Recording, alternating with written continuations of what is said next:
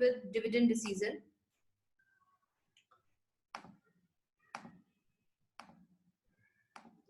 Okay.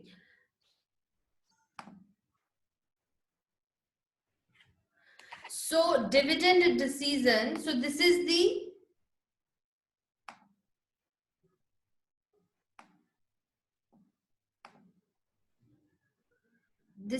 four. You have done 4 total decisions of finance. First was capital structure, that is capital budgeting, that was the investment decision. Then the second one was financing decision. Then the third is your dividend decision, and the last is the short term decision, that is also known as liquidity decision. So now we will do the last long term decision, that is known as dividend decision. अब dividend क्या होता है? Most probably 99% students have the knowledge of dividend, that what is dividend. हमने जब किया था कि end में आपके पास क्या बचता है? Net income. So that net income will be distributed in the company's shareholder. तो उनको जो वो income distribute होती है, जो earning distribute होती है, उसी को dividend कहा जाता है. So now what we are going to do in this particular chapter, like आपने capital structure में किया था, that what should be the optimal capital structure for the company. Optimal capital structure means the value of the firm should increase, cost of the capital should decrease, market price of the share should increase. ये optimal capital structure होगा. Similarly, in this chapter, you are going to calculate, you are going to see the optimal dividend policy. कि company की बिल्कुल बढ़िया वाली dividend policy क्या होनी चाहिए जिससे कंपनी की वैल्यू जो है वो मैक्सिमाइज हो, और सिमिलरली शेयर प्राइस जो कंपनी का है वो इंक्रीज हो. So that we have to calculate over here in the dividend decision. So here two different things are there which we will going to go with in the whole chapter. One is here, that is retention and distribution. Two words will be there in dividend policy. Retention होता है retain करना, जो आपने retained earning भी किया था अगर आपको याद हो, and distribute करना मतलब उनको दे देना. So there are two questions you can see over here. These are the two questions dividend policy से related है कि क्या earnings जो हो रही है, जो net income आई है, उसको distribute करना अच्छा है कंपनी के लिए, या उसको distribute ना करके retain करना अच्छा है कंपनी के लिए. So that we have to understand in dividend policy only. So now there are 3 questions. क्या कंपनी को 100% retain करना चाहिए? सेकेंड क्वेश्चन है कि क्या कंपनी को जितना प्रॉफिट हुआ है सारा अर्निंग्स जो है कंपनी के शेयर होल्डर्स को दे देना चाहिए इन अ डिविडेंड फॉर्म. और थर्ड पार्ट इज दैट क्या कंपनी को कुछ पार्ट रिटेन कर ले और कुछ पार्ट को डिस्ट्रीब्यूट कर ले. Means which should be the good dividend policy. अगर हम कहें, आपको सुनने में भी लग रहा होगा कि तीसरा ज्यादा अच्छा लग रहा है कि 100% क्यों रिटेन करना है या 100% क्यों डिस्ट्रीब्यूट करना है. So in that case, the third case, one question will be raised there. वही जो डेट इक्विटी वाला था, हमें पता है डेट इक्विटी रेशियो होना चाहिए, but the optimal capital structure is the what proportion should be there. Debt कितना, इक्विटी कितना. Similarly now the question is what fraction of the earning should be retained by the company and what fraction to be distributed. कितना dividend दे और कितना retain करे. Now this is the question to the company. So now again ये आपका हो गया पूरा डिविडेंड का पार्ट कि होता क्या है डिविडेंड और इसमें हम करेंगे क्या. हमने ये देखना है कि ऑप्टिमम डिविडेंड पॉलिसी क्या होगी. Now what is optimum dividend policy? That is how much should be retained and how much should be distributed. So now as we done in the capital structure chapter that there will be in that chapter there were 4 approaches. आपकी 4 approaches थी to calculate capital structure. Likely here there are 2 different schools of thoughts. As the name is specifying you 2 different schools of thought means 2 different schools हैं जो different उनके thoughts हैं. Means like एक जितेंद्र हो गया, एक आपका असरिता होगी. असरिता कह रही है नहीं ये चीज करेंगे तो ऐसा होना चाहिए, जितेंद्र कह रहा है नहीं ऐसा होगा तो ज्यादा बढ़िया होगा. So they are having different schools of thought, they are having different thoughts. So what different thoughts are there? एक कह रहा है डिविडेंड पॉलिसी कि आप दो डिविडेंड या रिटेन कर लो, that will affect the value of the firm. Second school is saying whether you are giving dividend or not giving dividend, that is exactly irrelevant, that is not going to affect the firm's value. So वही चीज जो हमने MM theory में किया था, दो word, irrelevant approach and relevant approach. Here there are two theories which are known as theory of irrelevance and theory of relevance. As the name is saying, आपका meaning भी वही है. Theory of इररिलेवेंस means the theory is irrelevant, कि dividend policy irrelevant है. उसमें हमने क्या किया था कि कैपिटल स्ट्रक्चर इररिलेवेंट है. इसमें ये स्कूल बोलेगा कि डिविडेंड पॉलिसी इररिलेवेंट है. Irrelevant in the sense that is not going to impact the value of the firm. Theory of relevance means they are going to say, they are saying that it is relevant, this is going to impact the value of the firm, this is going to impact the market price of the share, that is also known as MPS. तो अब हमने इन theories को पढ़ के देखना है कि irrelevant वाला क्यों कह रहा है कि irrelevant होता है. जैसे हमने प्रॉपर देखा था इन कैपिटल स्ट्रक्चर, ग्राफ्स बनाए थे, सम्स कैलकुलेट किए थे, प्रॉपर लॉजिक देखे थे, वैसे हम यहाँ पे देखेंगे कि irrelevant वाला किस बेसिस पे irrelevant कह रहा है और relevant वाला किस बेसिस पे relevant कह रहा है. So now the first theory, that is theory of relevance. Here this line is going to give you an exact meaning of the same. Theory of relevance क्या कह रही है? That kinds of investment opportunities that are available to the firm in comparison with the expectations of shareholders.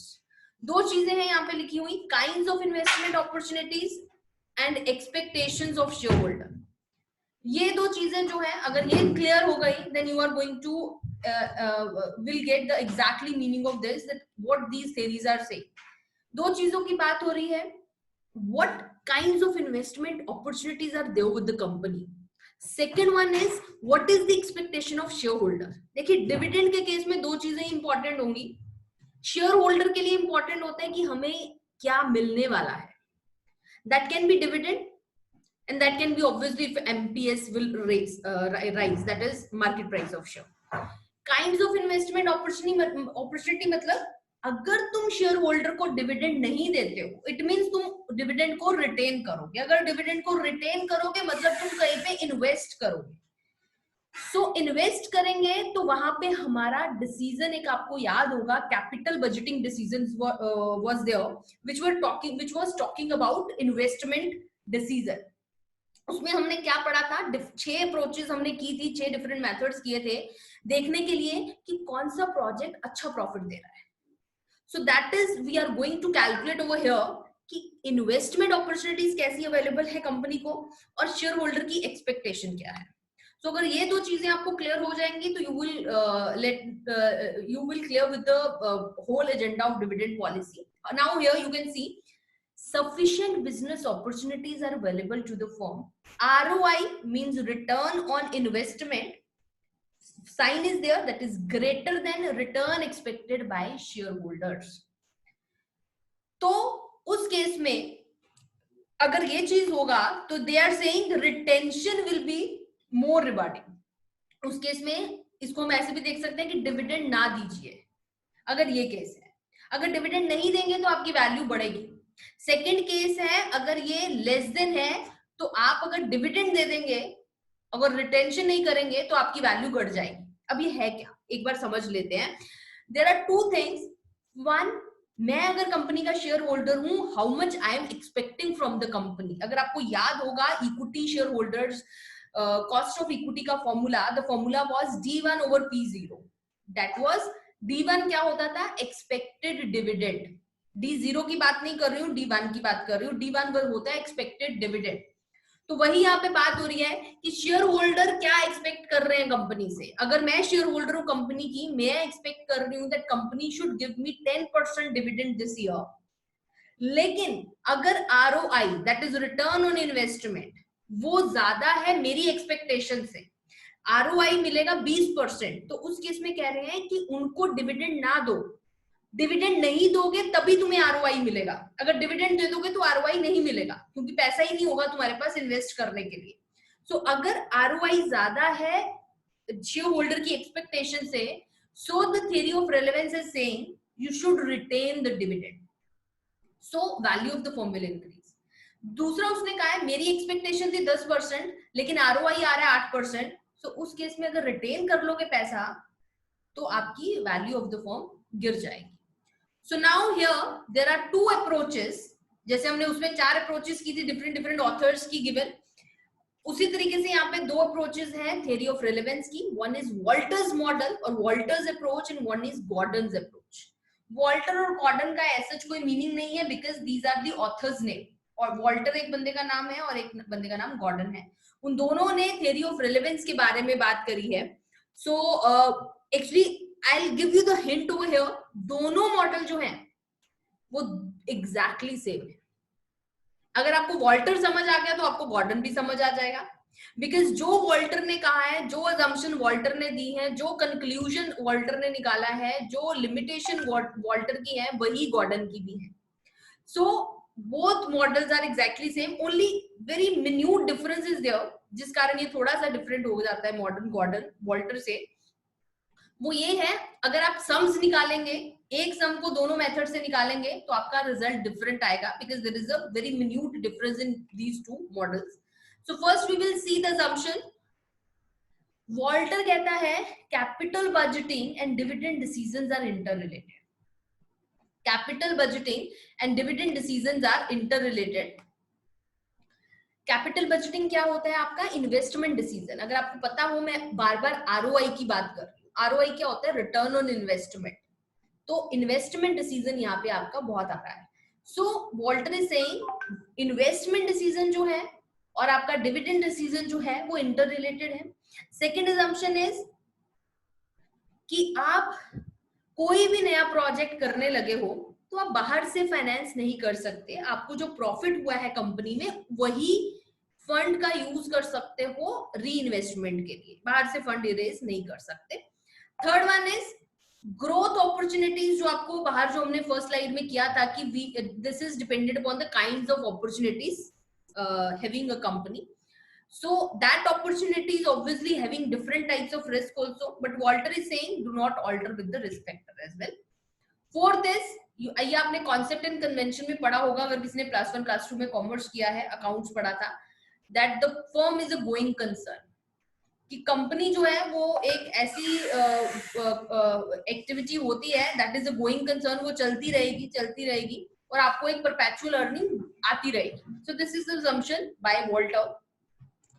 Fifth one is reinvestment rate, that is K, remains constant. हम देखेंगे आगे चल के reinvestment rate क्या होता है. वो कहता है वो constant रहेगा, उसमें कोई change नहीं आएगा. So this is the slide which is the very important slide for you to understand about this, that is Walter's model. That is if you are going to understand this particular Walter's model, तो आप ये particular slide अगर आपको clear हो जाएगी, then you no need to go in other slide because इसी slide में सारा meaning है Walter approach का. So दो चीजें आपको देखनी है जिसके ऊपर ये सारा dividend decision चलता है. One is K and one is R. K is reinvestment rate, that is ROI. ROI को यहाँ पे K से denote किया गया है और शेयर होल्डर की एक्सपेक्टेशन जो डिविडेंड होता है उसको आर से डिनोट किया गया है यहाँ पे. सो 3 स्टेजेस आर देयर. इफ के इज मोर देन आर, जो मैंने अभी भी हम करके हटे हैं कि अगर ROI is 20% and your expectation was 10%, so it means 20% is more than 10%. So they are saying optimal dividend policy should be 100% retain किया जाए प्रॉफिट्स को. Second is, if your expectation was 10%, but ROI, what the company will get after reinvestment, that is 8%. So it means company को retain नहीं, सारे का सारा dividend दे देना चाहिए, मतलब pay out कर देना चाहिए. Third case is, अगर दोनों same हो जाते हैं, मेरा expectation था 10% कंपनी से और अगर कंपनी उस पैसे को reinvest कर देती है, तो तब भी उस कंपनी को 10% ही मिलेगा. So in that case, Walter is saying कि ये immaterial हो जाएगा. If the company wants to give dividend, they can give dividend. If the company wants to retain the money, they can retain the money. That is not going to impact the value of the firm in the third case, not in the first and the second case. Now this is all about Walter approach, ये जो अभी तक हमने किया. इसके बाद जो आपका है वो है Gordon approach. जो मैंने कहा बिल्कुल सेम है जो आपने वॉल्टर अप्रोच में अभी अभी सुना, सब कुछ वही होगा, बस एक छोटी सी चीज इसमें डिफरेंट होगी जिसके कारण आपका आंसर डिफरेंट होता है. What is that? Which is given in this particular line only. मैंने गॉर्डन अप्रोच में ज्यादा नहीं लिखा है बिकॉज वो सारी थ्योरी वही होगी जो आपने वॉल्टर में कर ली है. Dividend is not constant. आप सबको पता होगा कि डिविडेंड कांस्टेंट नहीं होता. Dividend depended upon the earnings of the company. So he is saying why dividend is not constant, because the portion of earning that is retained is reinvested in the growth of the firm, hence the result in the growth of the dividend. Dividend क्यों constant नहीं होता? क्योंकि he is saying कि अगर आपकी एक तो case होता है कि अगर आपकी earnings बढ़ जाती है next year तो आपका dividend भी बढ़ जाएगा.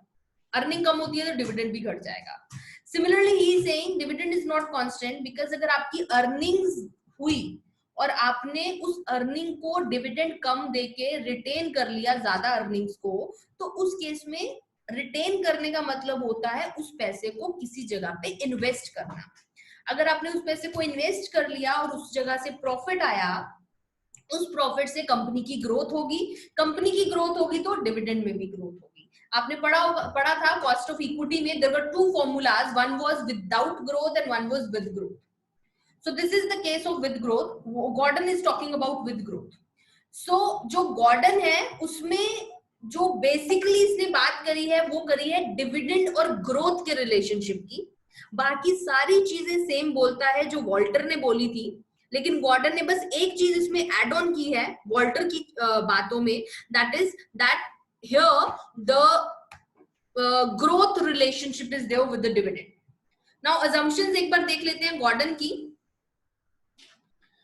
वो वाली सेम assumptions रहेंगी जो वॉल्टर की हैं. अदर देन दैट एक और जो इसमें है कि firms is an all equity firm. इसका क्या मतलब है?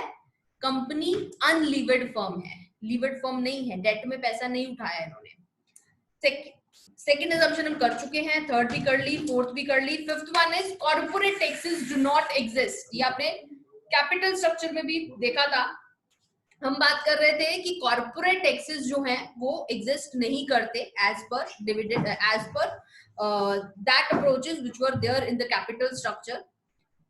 सो now in Gordon model, the crux of Gordon model is this much only, that the dividend and growth relationship is there, which you can see over there in this bullet point, that increase in dividend, the lesser amount is retained, hence the lesser G will be there and downwards share price will be there. क्या होगा अगर आप dividend ज्यादा दे देते हो?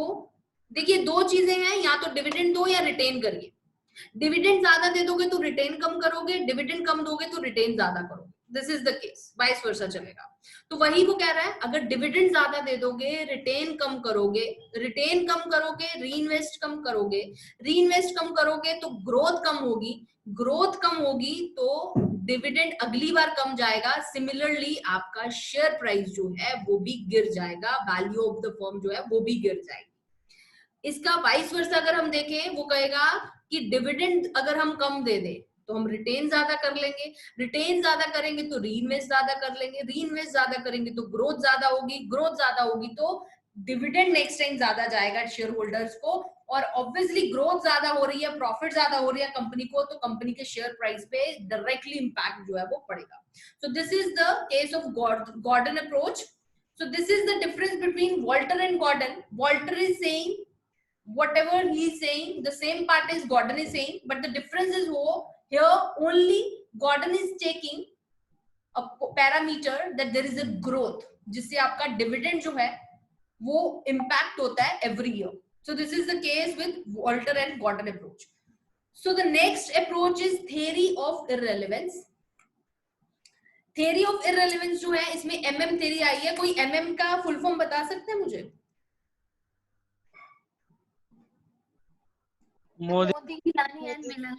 बिल्कुल ठीक है. तो ये वही वाला MM है जो आपने कैपिटल स्ट्रक्चर में पढ़ा था. The full form is Modigliani and Miller approach. ये दो पर्सन्स के नाम है, मोदी गिलानी एंड मिलर. उन्होंने कैपिटल स्ट्रक्चर में भी अप्रोच दी थी, लेकिन कई दोनों को सेम मत समझ लेना. Person is same but he is giving different perspective in that chapter and different perspective in this chapter. अगर आपको बाय चांस क्वेश्चन आ जाता है एग्जाम में about MM theory, you have to check whether it is about capital structure or dividend decision. If it is about capital structure, तो आपको वो वाला देना है जो आपने with tax and without tax वाला किया था regarding capital structure. And if it is regarding dividend policy, you have to give this part of the MM theory. इसमें ये कह रहा है कि जो वॉल्टर ने बोला और जो गॉर्डन ने बोला वो बिल्कुल गलत है. वॉल्टर और गॉर्डन ने क्या बोला कि डिविडेंड कितना देते हो और रिटेन कितना करते हो उससे तुम्हारे शेयर प्राइस पे भी असर पड़ेगा और उससे तुम्हारे वैल्यू ऑफ द फर्म में भी असर पड़ेगा. लेकिन MM that is Modigliani and Miller is saying ये बिल्कुल इररिलेवेंट है, बिल्कुल गलत चीज है ये जो तुम कह रहे हो. That dividend is not going to impact the value of the firm nor the market price of the share. Now here you can see this line that he is saying, कहते हैं कि it is the earnings and the investment policy. अगर आप ध्यान से समझिए क्या होता है, कंपनी को प्रॉफिट कितने हो रहे हैं, जो एमएम कह रहा है, एमएम की थिंकिंग क्या है, कहते हैं कि वैल्यू ऑफ द फर्म कैसे बढ़ती. वो कहते हैं अगर अर्निंग ज्यादा हो कंपनी की या कम हो उससे वैल्यू को फर्क पड़ता है. सिमिलरली आरओआई क्या आ रहा है कंपनी का, that is return on investment, means invest कहां किया है पैसा, that is going to impact the value of the firm, not the distribution of the earning. हम किसकी बात कर रहे हैं कि वो जो पैसा कंपनी को प्रॉफिट हुआ उसको डिस्ट्रीब्यूट करें या ना करें. तो एमएम इज सेइंग डिस्ट्रीब्यूट करें या ना करें, जो एमएम ने कैपिटल स्ट्रक्चर में भी बोला था कि अगर तुम्हें 15 लाख चाहिए तो 15 लाख अगर आपके पास आ रहे हैं तो why we are bothered about that, कहां से वो आ रहे हैं पैसे. We need 15, we got 15, why we are bothering about कितने कहां से आए. Similarly here he is saying that profit कितना हुआ कंपनी को, कंपनी ने इन्वेस्ट कहां किया, कैसे प्रोजेक्ट्स में इन्वेस्ट किया, आरओआई कितना आने वाला है, that is going to impact the value of the firm, not the distribution of the earning, कि आप अर्निंग को डिस्ट्रीब्यूट कैसे करने वाले, आज कितना करने वाले हो और कल कितना करने वाले हो, उससे कोई इंपैक्ट नहीं पड़ेगा. इसमें एक लाइन हम पढ़ेंगे जिससे आपको you are going to make a very clear difference between MM theory, that why he is saying that it is irrelevant, totally irrelevant concept. So the next one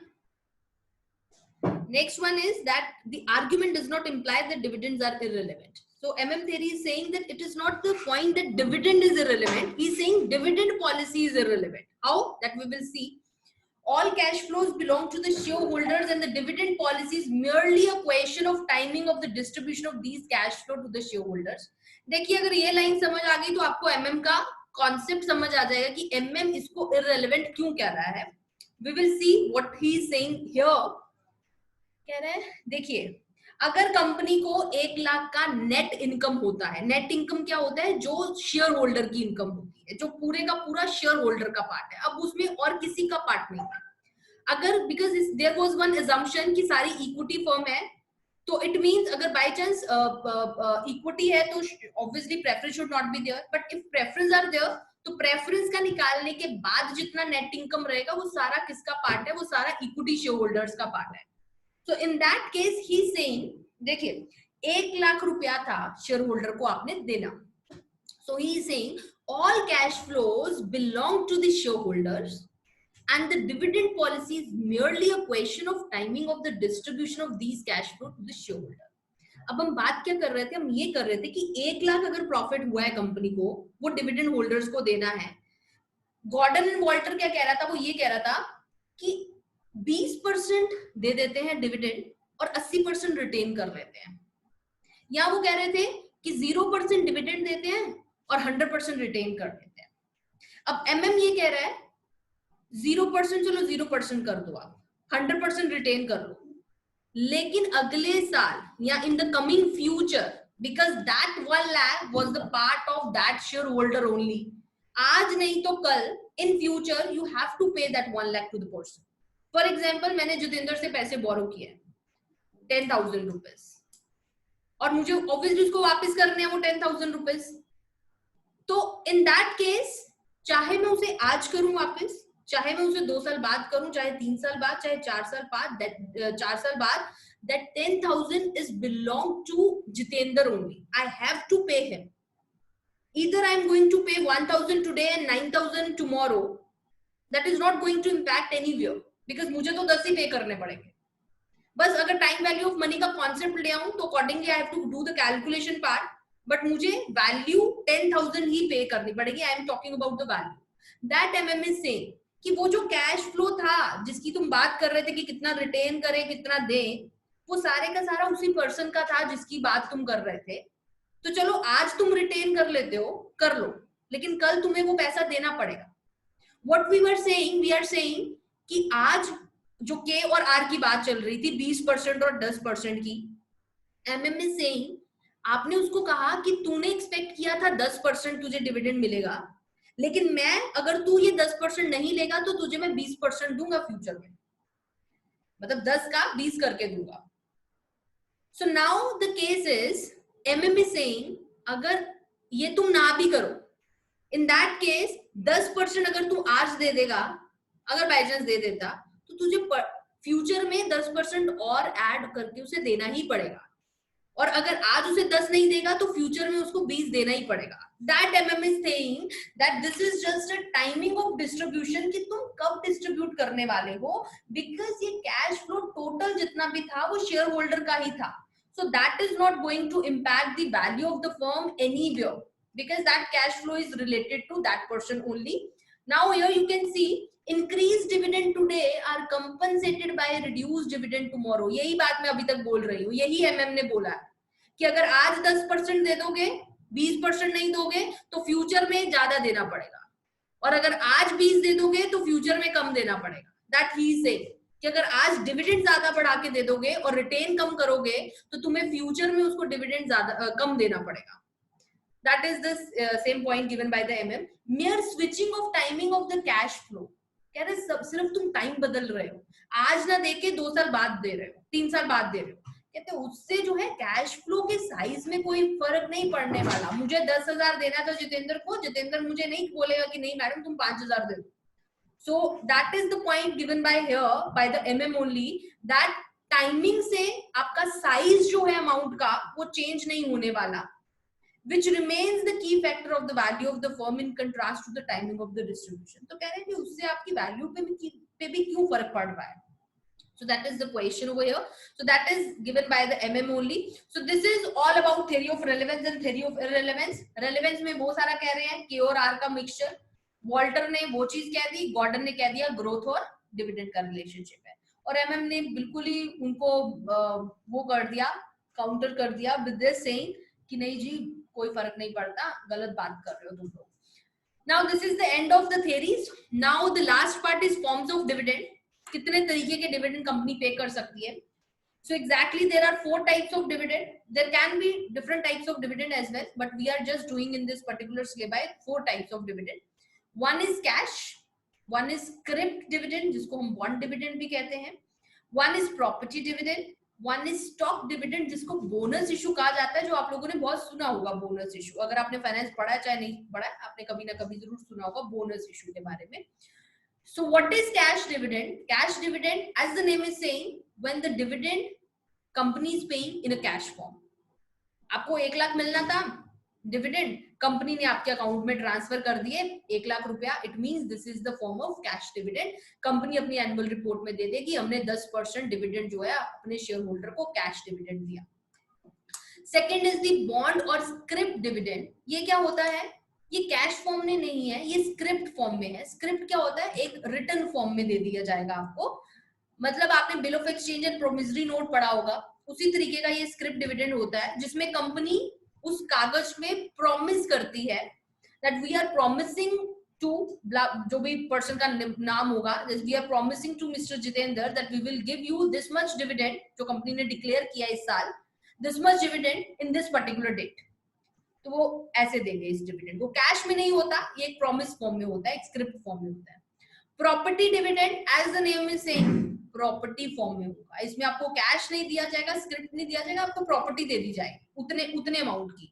but this dividend is not popular in India, India में ये नहीं बहुत ज्यादा popular नहीं है। The third one is stock dividend, as the name is saying, इनके meaning जो है इनके नेम्स में ही है। स्टॉक डिविडेंड, स्टॉक क्या होता है, शेयर। तो डिविडेंड की जगह में आपको कैश भी नहीं दे रहे, प्रॉमिस भी नहीं दे रहे, प्रॉपर्टी भी नहीं दे रहे, आपको शेयर दे दिया उन्होंने। अगर फॉर एग्जाम्पल असरिता ने या मैंने ही कंपनी के 10 शेयर खरीदे हुए हैं, तो मुझे इस साल जो डिविडेंड मिलना था वो मुझे डिविडेंड ना देके उन्होंने 10 के पीछे एक शेयर दे दिया जिसकी वैल्यू फॉर एग्जाम्पल 500 थी और 5000 थी. So they give me a share on the basis of 10 shares. मतलब 10 के पीछे एक शेयर, अगर मेरे पास 20 होते तो मुझे 2 शेयर दे देते, 30 होते तो 3 शेयर दे देते, सिमिलरली 100 होते तो 10 बोनस इश्यूज दे देते. सो स्टॉक डिविडेंड और bonus issue is bonus issue करना या स्टॉक डिविडेंड देना in the form of to the existing share holders. Ma'am ये कैसे डिसाइड होता है कि किसको कैश डिविडेंड